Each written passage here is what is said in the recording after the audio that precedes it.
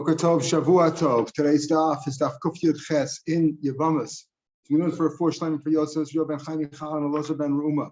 Right from the top of the page, the Mishnah said, yesterday we saw several things, that certain women are not believed to testify about other women, 5 or 7 cases, depending how you count them. And 2 of the cases were a co-wife. A co-wife is not believed to say that the husband died to allow the other co-wife to get remarried, because we're afraid that she's just meaning it to hurt her and that she would ruin her by getting remarried, even though the husband was not dead. So Mishnah had said that if one of the Tzara said he's dead and one said he's not dead, okay, the one who said he's dead, the one who said that he's dead can get remarried. The one who said he's not dead cannot get remarried. But it turns out, as we'll see, that's only one shita.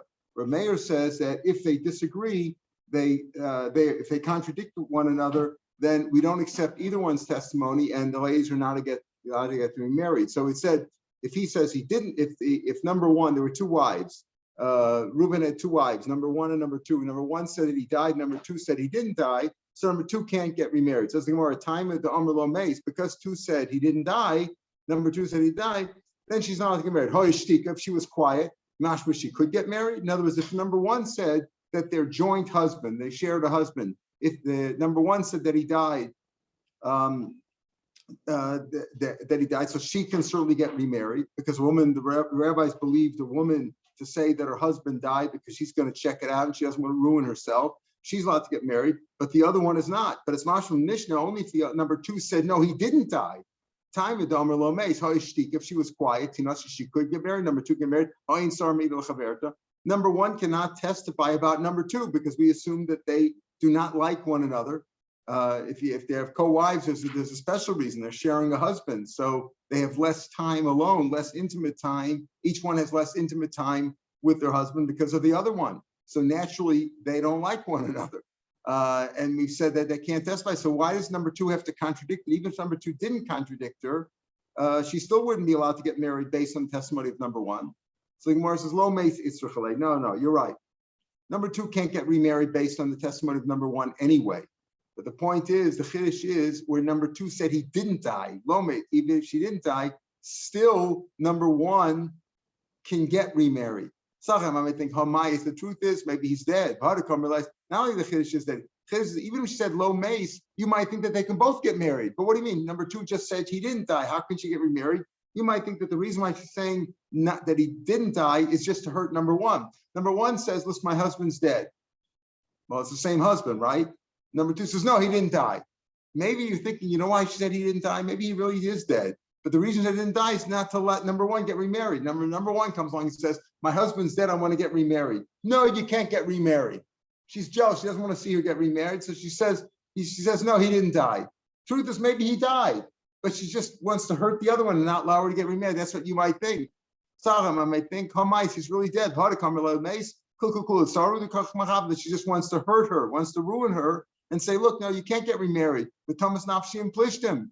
And, too bad, I'm going to suffer also. I can't get remarried and you can't get remarried. Kamash Malanda, we don't say that. And we say, no, that even if she says lo meis, the first one could get remarried. If number 1 says he's dead, number 2 says he's not dead, we still allow number 1 to get remarried. Rashi says, you might think number 2 cannot get remarried. Not get remarried. We don't know where the guy is. If the guy's here, let's just go look for him, right? Is he home now? Let's call his cell phone and see if he answers, right? Doesn't work there. We're talking about where he's not around. We don't know if he's dead or not. They come home and they report that we were overseas in Afghanistan, and well, that's a war zone. Then nobody's believed, right? But let's say it wasn't. We believe in the one that he's dead. Yeah. The other one says he's not dead. But someone is lying. That's right. That's right. But number 1 could get remarried based on her own testimony. My husband's dead. We believe her. What about number 2? Number 2 says he's not dead, so she can't get remarried. You might think, you know what, she's probably dead. He's just saying not dead just to hurt number 1, so she can't get remarried. Now, come on, we don't say that. And number 1 can get remarried, and number 2 cannot. Even if number 2 doesn't know anything, number 2 says nothing. That's also the case. She can't get remarried. Number 1 might say he's dead just so that number 2 should commit adultery unknowingly, right? So we don't that's what we learned, that a mother-in-law or a sister-in-law cannot testify about you because there's an inherent feeling of animosity between them. Mother-in-law always says, "Oh, look, I worked hard. I raised a kid, put him through medical school, and she's going to get all the benefits. This daughter-in-law, she's going to get the menorah after I'm gone. She's going to get everything." So she's naturally there's some animosity there. Of course, tzaddikim shouldn't be that way, but there can be that. So we don't trust them to say those things. Yeah. Why not say the one that's shtika? Why not say shtika kahodor? That one says my husband's dead, and the other one doesn't say anything. So say shtika right. That's not shtika kodor. Right. Shtika kodor. Shtika kodor is in money matters. If there's a dispute between two litigants and the guy says you owe me money and the other one says no, whatever, then we have a concept of shtika kodor, but not when it comes to arayos, not when it comes to married. And also, what does that mean, shtika kodor? It's still, we still, even if she admits that, yes, you're probably right, he's dead, you still can't get married based on that. She doesn't know it. In other words, what are you saying, shtika kodor? Even if you would say that shtika kodor works by arayos, right? So what does number two say? Number two doesn't say anything, so she's motive that number one is right. Yeah, but she can't get married based on the testimony of number one because he's her co-wife, and co-wives aren't believed to testify about one another. All right, so the Gemara then said, the Gemara says now, if one said that he died and one said he was killed, so Rav Meir says, since they're contradicting one another, we don't accept either one's testimony. Says the Gemara of Rav Meir Bereisha.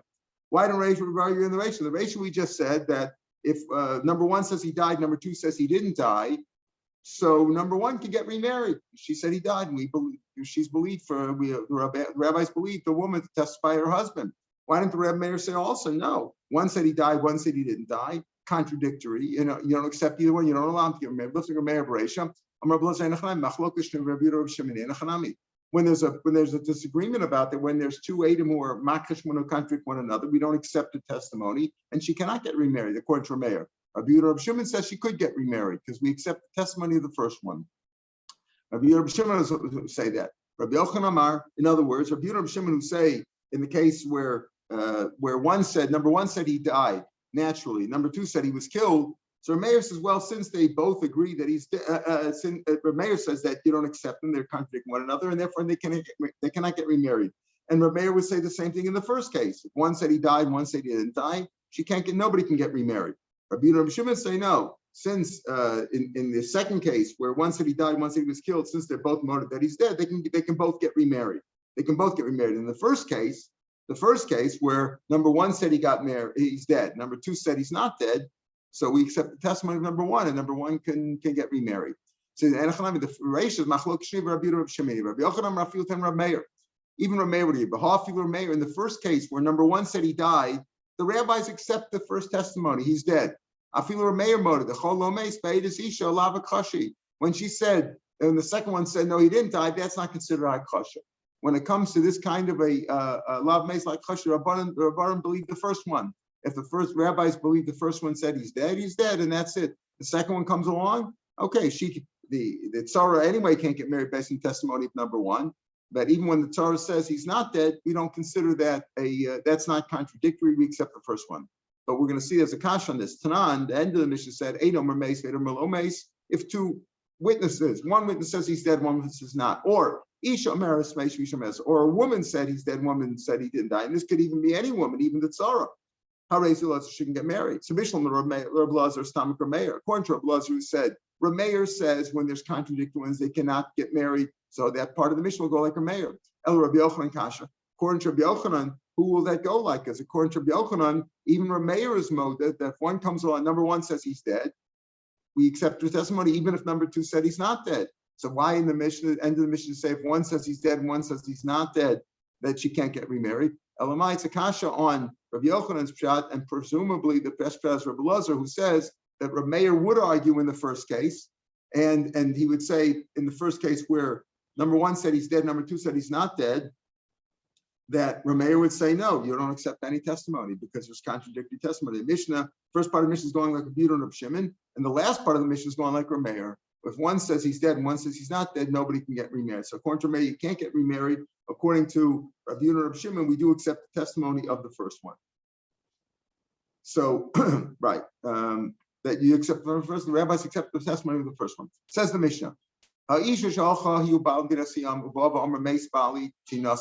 woman went with her husband overseas, and she comes back and she reports that he's dead, he died. She can get married, but she's entitled to ksuba. But what about the tzara? What about her co-wife? Her co-wife doesn't know what's going on, right?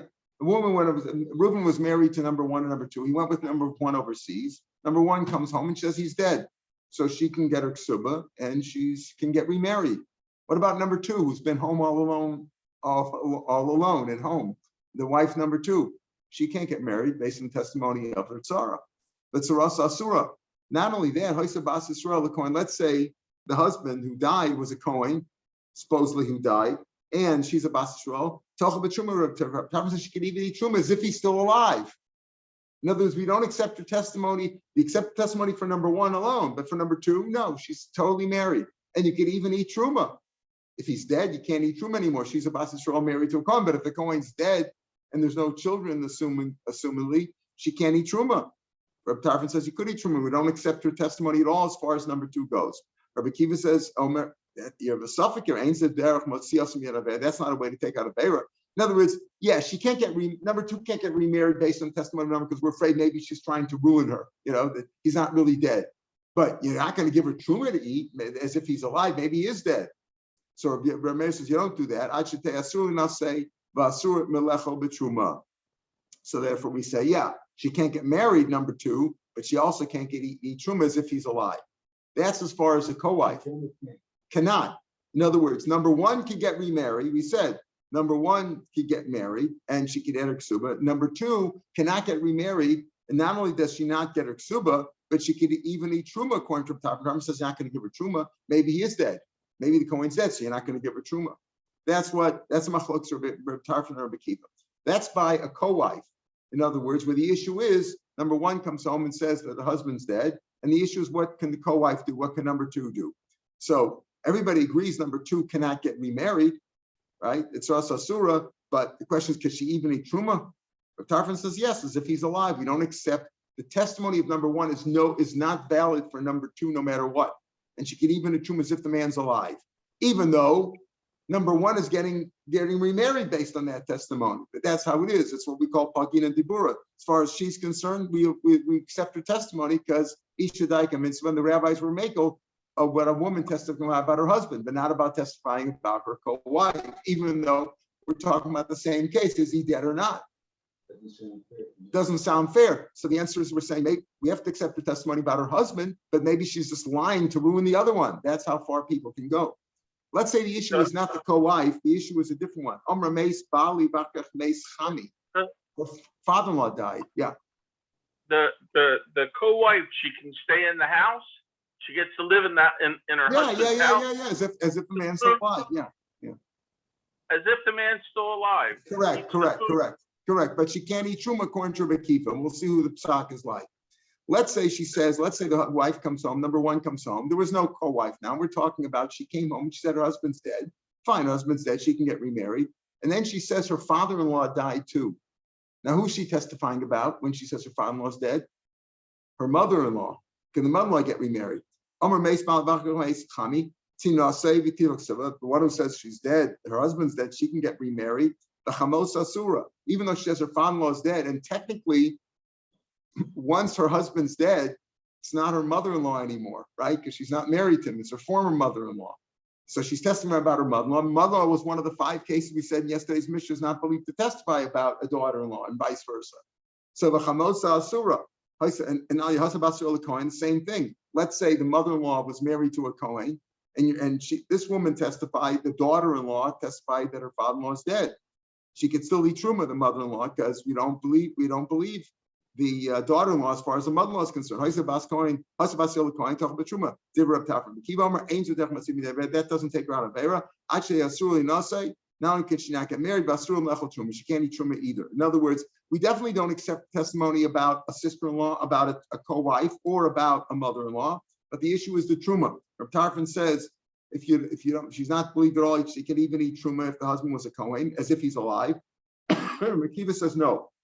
Why do you have to tell me both cases? Both these cases, these are cases about a woman who's not believed to testify about this other woman. She's not believed to testify about a co-wife, she's not believed to testify about a mother-in-law. Why didn't both cases? Tell me the first case with the co-wife. There, Reb Tarfon says that what? That she's not believed at all about the co-wife, and the co-wife can even continue eating truma. Mishum Tzara Gufa. It's more painful. Who does a woman hate more? Her mother-in-law or her co-wife? Her co-wife is affecting her intimacy with her husband, because the co-wife is taking up part of the time that she could be intimate with her husband. How does a mother-in-law hurt a woman?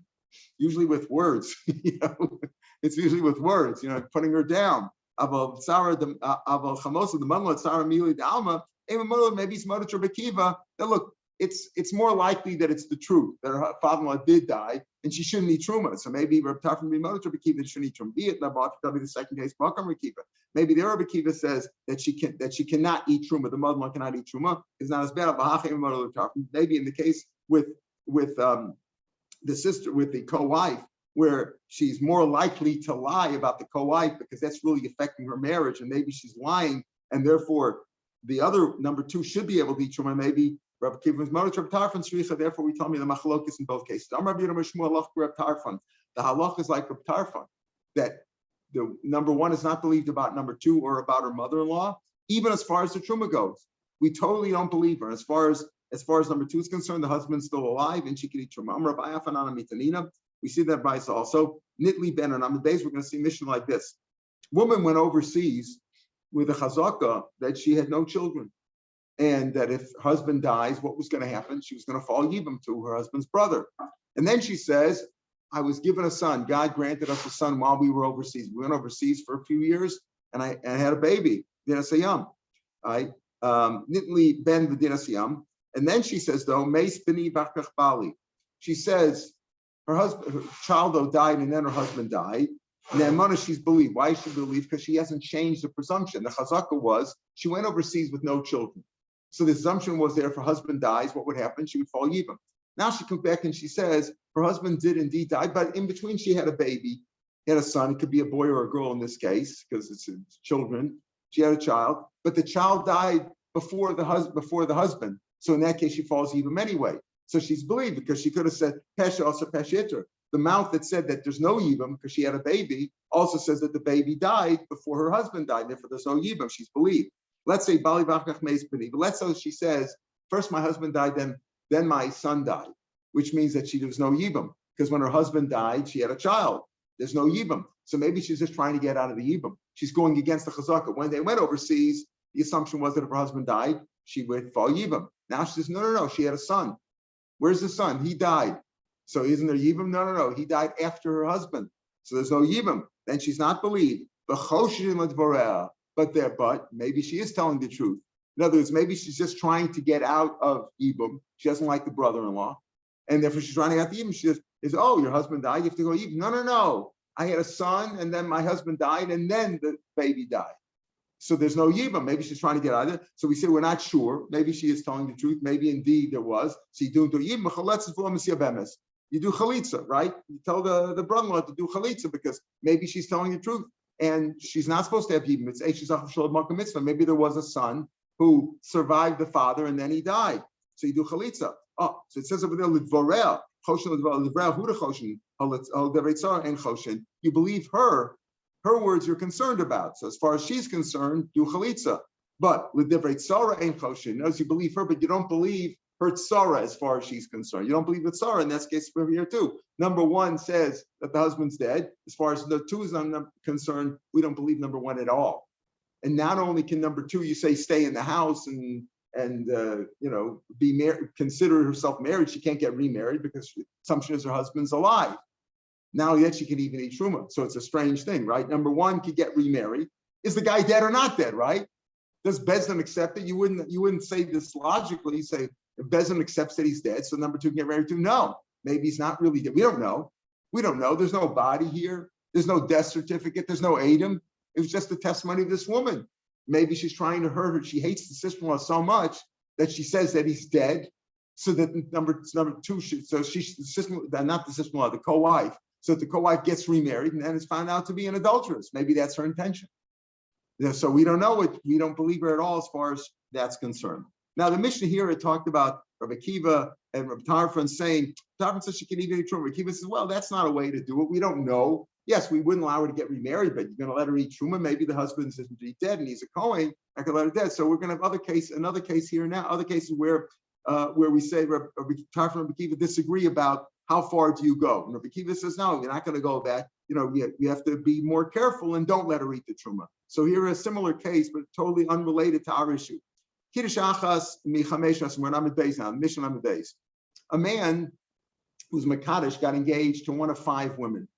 And there were 8 of them and everything. He knows he married one of the 5, but they all look alike. He didn't marry her, he gave Kedushin, right? Kedushin. And the any of day is a Kiddush, he doesn't know who he got engaged to. It happens a lot when they didn't go out on dates, there was a shidduch, whatever. And he got engaged and, whatever. There was Adam, etc. Gave her a ring or him Kedeshly. Now he doesn't know which one. They're each claiming it was her. Each one is, whose line? We don't know. We don't know. Maybe they're all confused. Maybe they were all children and didn't know what was going on. But anyway, he knows he got married to one of 5 women or got engaged. Any days a Kiddush. What should he do? Well, one option is marry all of them. If they're not related, he can marry all of them. But if he doesn't want to marry all of them, right, he can go ahead and marry all of them. He can marry 5 wives in a Torah, right? So he doesn't know when. See, everyone says he married me because women wanted to be married. So what can he do? The Adam aren't here. If the Adam were here, we'd ask the Adam, which one was it? If the Adam could identify her. Obviously, we're speaking about there was 8. They know there was Adam. He know he got married to the Adam. The Adam are gone. They're dead. And he knows he married one of them, but he doesn't know which one. And each one is claiming it was me. So marry all of them. Well, marry all of them. If you don't want to have 5 wives. House isn't big enough, so he doesn't want to. So what's his option? What's his option? He doesn't want to marry all 5, so give them all a divorce. Very good. No saying get, gives a get to each and every one. What about the ksuba? Who does he give the ksuba to? Says, listen, the $200, it's down. You guys work it out. You guys fight it out. That's what Reb Tarfon says. Rabbi Akiva says, that doesn't fulfill your obligation. That's not the way. You're still you want to get out of a transaction, like he said, you're going to let the lady eat truma. Maybe her husband is dead. So he also says that doesn't absolve you of your responsibility. You're giving 200. You're telling him to go fight it out. The real wife isn't going to get. The odds are the real wife is not going to get the whole 200, right? Actually, he can get it. You got to pay each one. You got to give them all a get and give them all the whole amount. That's what Rabbi Akiva says. It's a case of Kiddush where he got engaged. Notice we're going to talk about that. Similar case. Man says, I know I stole money. I stole $1,000 from somebody. I'm not sure which one of you I stole it from. Everybody says you stole it from me. He knows he admits that he stole. He doesn't know which one. So what does he do? He leaves $1,000 on the table and says, you guys work it out. So Rabbi Akiva says the same thing. That doesn't absolve you of responsibility. You stole $1,000 from one individual. You don't know which one. It's your fault. Who asked you to steal? And who asked if you stole not to know who you stole from, right? That doesn't absolve you, but what you do, actually, you got to pay each and every one. Now the Gemara says, okay, wait a minute. The Mishnah said Kiddush, 2 cases. Kiddush, he was Makadish Nisha, one of 5, he doesn't know which one, and stole. Kiddush Tani, Balak, doesn't say he would deal with one. He says just Kiddush, maybe he gave her a ring, right? But he didn't say ball, he didn't say it was ball. Sounds like if you actually had deal with one of them, that gives you more responsibility. You've already had deal with her. You better make sure that you pay each one of them off properly. Log Tani. Also, Gazal Tani, it says, if you stole, you have responsibility. You stole from somebody, make sure you pay him off, says Rabbi Akiva. What about if he only purchased from one of them? There were 5 stores there. He went to Kikat Davidka and he bought a cell phone. There's 100 stores there. They're all look alike, right? The cell phone. And he bought from one of them and he didn't, the credit card didn't work. He owes one of them $1,000. He doesn't know which one. Now, he didn't do a terrible thing. He didn't steal. He just doesn't know which store he went into, right? So what did he do? So Money Masisin Lo Tanakam Lazar. Chara Mishnah, who talks about Kiddush and Gazal, does not go like the Tanakama or like Shem Lazar. What's the machlok? The Tanya, Shem Lazar Omer, it's like this. This machlok is between Rav Tarfon and Rabbi Akiva, or whether you can just put the money down and tell the girls to work it out, or the Nigzalim, the people who were supposedly were stolen from, will work it out. Rav Tarfon says, work it out. Rabbi Kiva says, no, you got to pay each one. There's only a question of Kiddush, and he doesn't know which one is Kaddish. Leave the $200 there and let them fight it out. If he went as far, even Rabbi Kiva's motor to Tarfon, that if he just gave him a ring, I have a Kadeshishly with a ring or with a star, he's also motor to just work it out. But if he had beer with one of them, that's the machlokas. If he had beer, Rabbi Tarfon says, just leave the money there. Rabbi Kiva says, you got to pay each and every one. Okay, so Rabbi Shimon Elazar says, not like our Mishnah. Our Mishnah says Kiddush, and Rabbi Shimon Elazar says, no, only if he had beer with one of them, there is a machlokas. What about the case of where he owed him the money for stealing? Again, if he bought something, went into a store and bought a cell phone, doesn't know which store he bought it from. There's no machlokas there. He's not such a bad guy. He went into the store and he doesn't know which one. They didn't give him a receipt with the name on it of the store, so he doesn't know which one. It's not his fault. So just leave the money there. Even Rabbi Kiva's motive in that case. Where's the machlokas of shagazel? If he stole, he's a bad boy. You stole money. Now you got to make sure you pay everybody up back. Tarfon says, just leave the money there and leave. Rabbi Kiva, you got to pay each and every one. There's the machlokas by stealing. So according to Rabbi Shimon Elazar, where's the machlokas between Rabbi Kiva and Rabbi Tarfon? Whether if he had bia with her, with the girls, or if he stole. Now, our Mishnah said the cases where we had kiddush, just we kiddushin with them and stole. Now, Rabbi Shimon Elazar, the kiddush for lakach lo please. Since Rabbi Shimon Elazar says there's no machlokas by kiddush and lakach, just being kaddish and buying something. There's no machlokas there. Mechal the Tanakama, who argues with Shimon Elazar, saber the pligi, that argue by kiddush for lakach. But our Mishnah doesn't say kiddush for lakach. Our Mishnah talks about kiddush and gazal. So money, who does our Mishnah go like? Tanakama, listen to kiddush for lakach. If it goes like the Tanakama, say the machlokas is by kiddush for lakach. Kiddush for lakach, not kiddush for gazal, kiddush for lakach. The two cases were one's for kaddish nisha, one's lakach. Rabbi Shimon Elazar, listen, to ball v'gazal, say ball v'gazal. Why talk about kiddush v'gazal? Talk about ball v'gazal. Charamish doesn't go like either one of these, right? Because according to Shimon Elazar, machlokas is by ball v'gazal, and according to the Tanakama, the machlokas is where even by kiddush and lakach. Says la'olam Rabbi Shimon Elazar. Really, our Mishnah goes like Shimon Elazar. My kiddush v'bia. He was makadisher with bia. Now that's also not.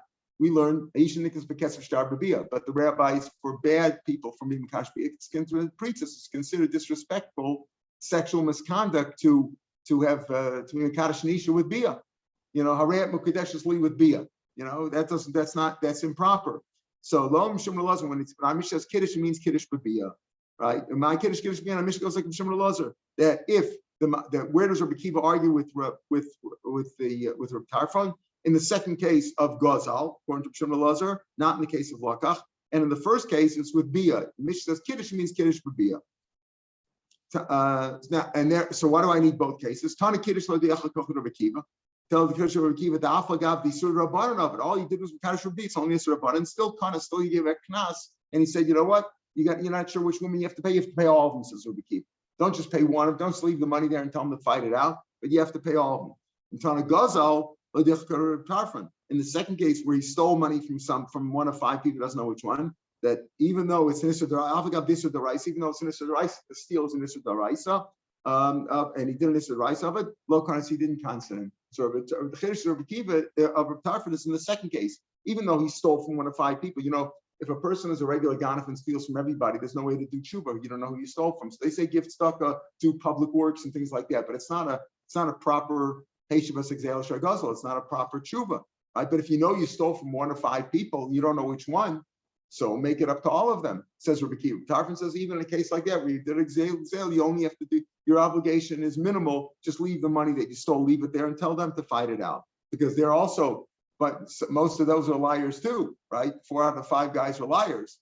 But according to Rabbi Kiva says, if you just leave $1,000 for all of them, the real nigzal, the real person who was stolen from, is not going to get all his money. So you're not doing a proper tshuva. That's machlokes between Kiva and Rav Tarfon. Back to our issue of a woman going overseas with her husband. They had a child. They took the child with them. So what's the presumption? That if the husband dies, does she fall yibam or not? No, because she has a child. Okay. Obasa she comes and says, Meis bali v'achkach meis b'ni. My husband died and then my son died. That's what she says. Does that change the situation? No, because the assumption was that she wasn't going to have yibam because she had a son. And the son survived the husband, no problem. The money she's believed. And she can get married Lashuk now, because there's no yibam. Let's say Meis b'ni bi'achkach meis bali. Now she just know her son died and then her husband died, so that she falls yibam. So do we believe her? Maybe she just has her eyes on her brother-in-law and she wants to get married to him. Maybe that's the case, right? Maybe that's the case. So meis bali ain't an menace, right? So in that case, she says meis b'ni bi'achkach meis bali. So she would fall yibam now, right? She went out with a presumption that she's not going to have yibam because she has a child. But she said the child died and then the husband died, so there's yibam there. And she's not believed because maybe she's lying. Maybe she just likes her brother-in-law. But maybe she's telling the truth, right? Maybe she likes her brother-in-law. So you don't let her get married because maybe she's lying. Maybe she just she fell in love with the brother-in-law. But still, maybe she is telling the truth. And she needs yibam or chalitza. So we give her chalitza. Says, do chalitza. If we believe a woman testify against her husband dead. That's right. But we don't believe. You believe her, correct. You believe her in a case where it's simply a simple case where there's no yavam involved.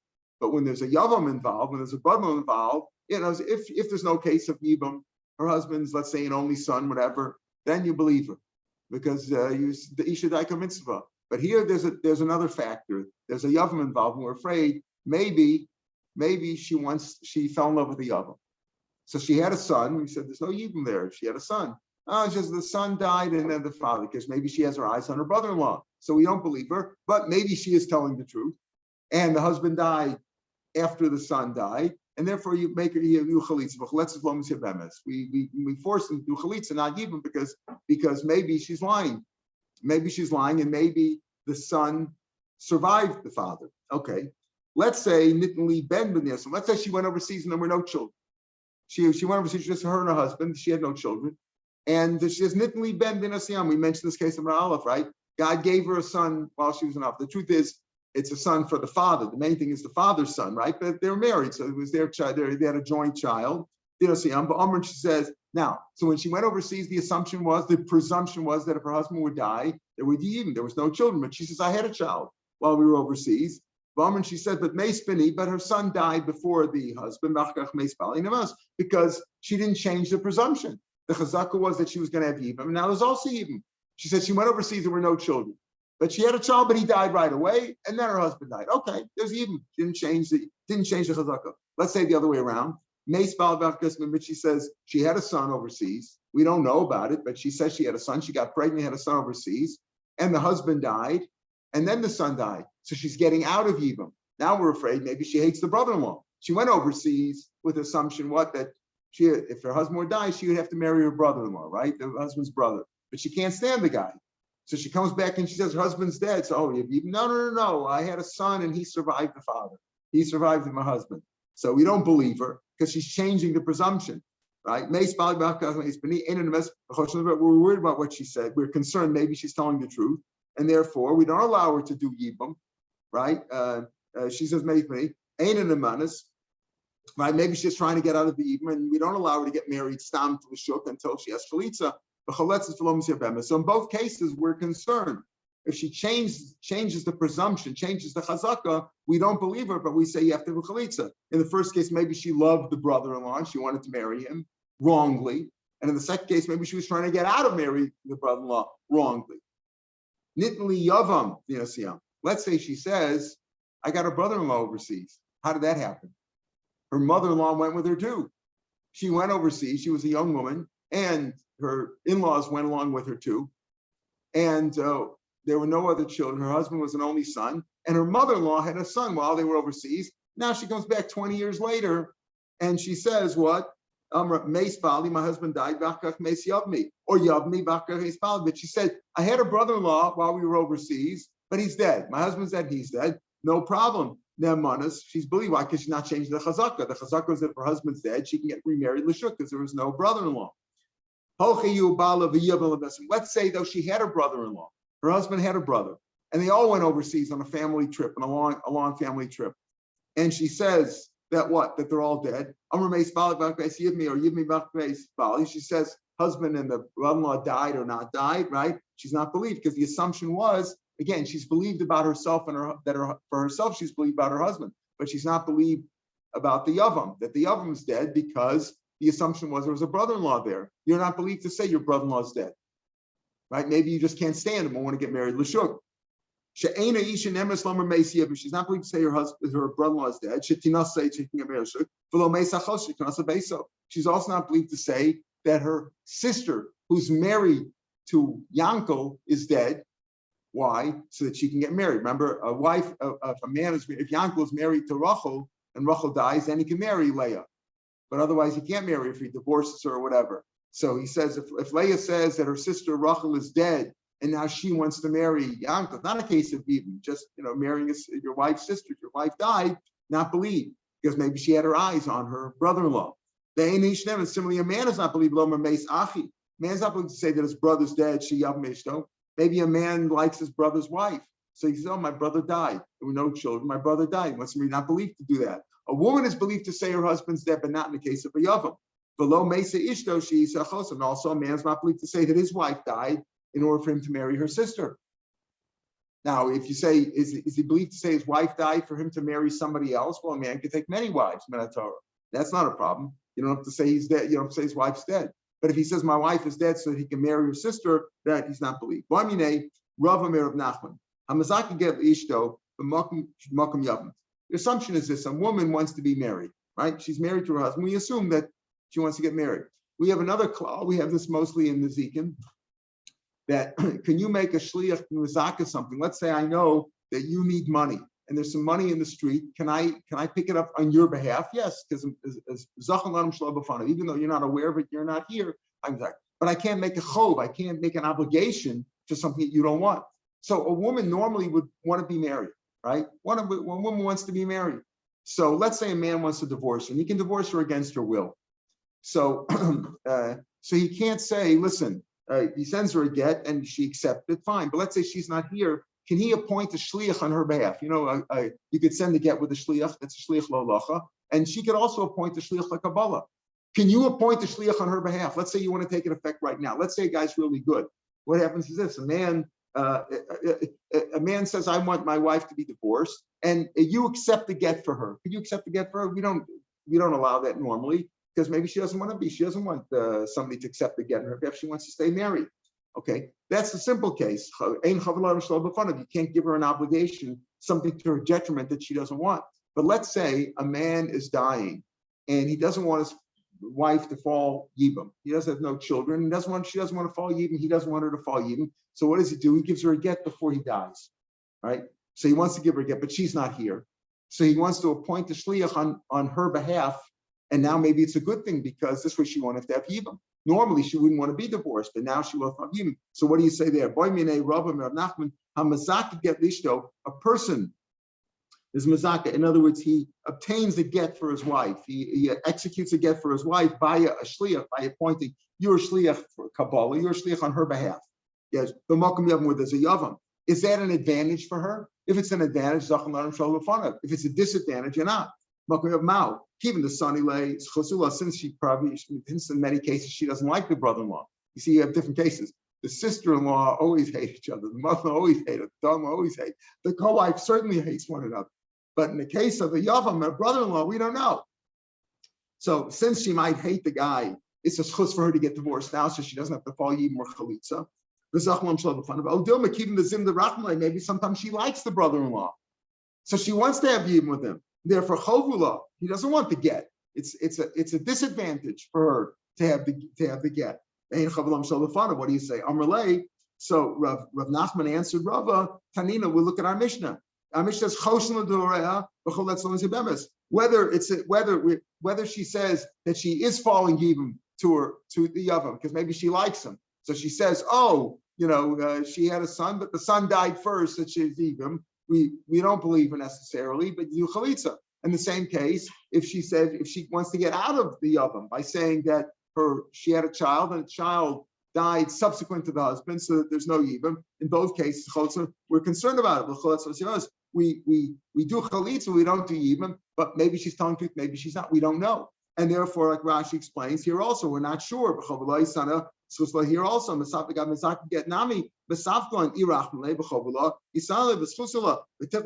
therefore, in that case, now if the husband continues to live, so he could still say he stays married to her. But why would a guy do that? A guy do that because he's afraid he's going to die, and he doesn't want her to fall even to her brother.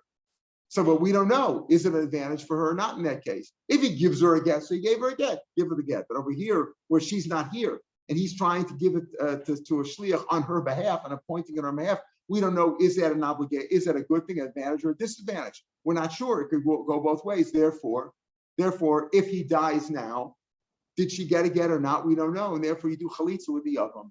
There's a yavam there, you do chalitza.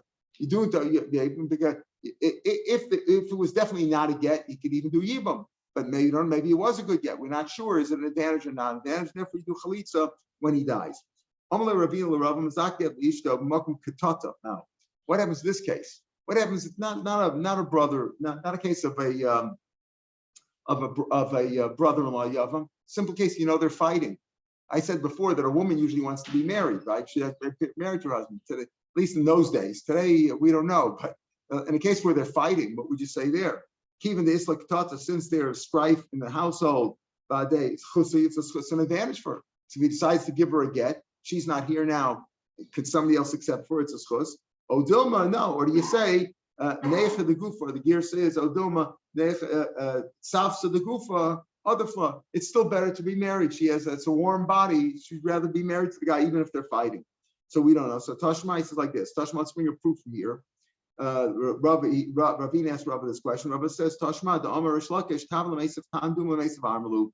It's better to sit, it's better for two people to live together than to be alone. As a woman would rather be married. Even if there's fighting in the household, she'd rather be married. Therefore, it's a disadvantage for her to get a get. If he gives her a get and he hands it to her, or she appointed a shliach and he gave it to her, even against her will, so then she's divorced. Minatorah, she's divorced. Bismana said we don't, but Minatorah, she's divorced. But if he didn't give her the get, he appointed somebody else to be a shliach, like a bala for her. No, you can't do that. Here it's a chol because she'd rather be married. If I Omar, other common sayings that people would rather be married, or at least be known that they're married. If I Omar, the shum Shamna Gavra, even if her husband is as small as an ant, she puts her chair among the free people, the fancy people, the chashva people. In other words, she'd like to have the title of being Mrs., not Ms., but Mrs. She'd like to be married. But Papa Amar, the Nafsa Gavra, even if her husband is a flax beater. In other words, he's got a very low trade. Tikri b'seifa baba, she still is called to it calls him to the threshold of the gate, but Tosafin sits next to him. In other words, even if her husband's of a lowly station, or her husband is a small little, a squeamy little fellow or whatever, a teeny little guy, and it's embarrassing, at least she's a missus, she'd rather marry. Rashi Amar, the kul sagava, Rashi says the kul sagava is, even if there's some sort of a taint in his family, still, Lord boy, tell her she doesn't even need the cheapest vegetables. She doesn't even need lentils for her pot. She's so happy to be married, even if her husband comes from a tainted family. Tosa says that he sells cabbage. He's like a cabbage head. In other words, even if he's a lowly person, she'd still rather be married. Tana v'kulan mezanas v'tos b'aleid. Even though they'd rather be married, but they can't stand their husbands. They just want the title of being married, so they don't want to be divorced. But what they do is they're mazana and they say that the child is from their husband, right? That's what happens when people are unhappy. So this is a sad state of affairs that, they'd rather be married. They'd rather at least have a child married, because in those days, if you weren't married, it was a big busha, people would take advantage of her. She had no income. You couldn't work in those days. So modern times, women couldn't work, etc. Maybe today it's a little bit different, but still, you can't assume that a woman wants to be divorced. Anyway, a woman today has to accept it willingly, so it wouldn't apply today. Hanlach, Isha Shalom. Tomorrow, Mitzvah will start the last parak in the Masechet, and Bezrat Hashem on Thursday, make a siyum. Have a good day, everybody. Thank you.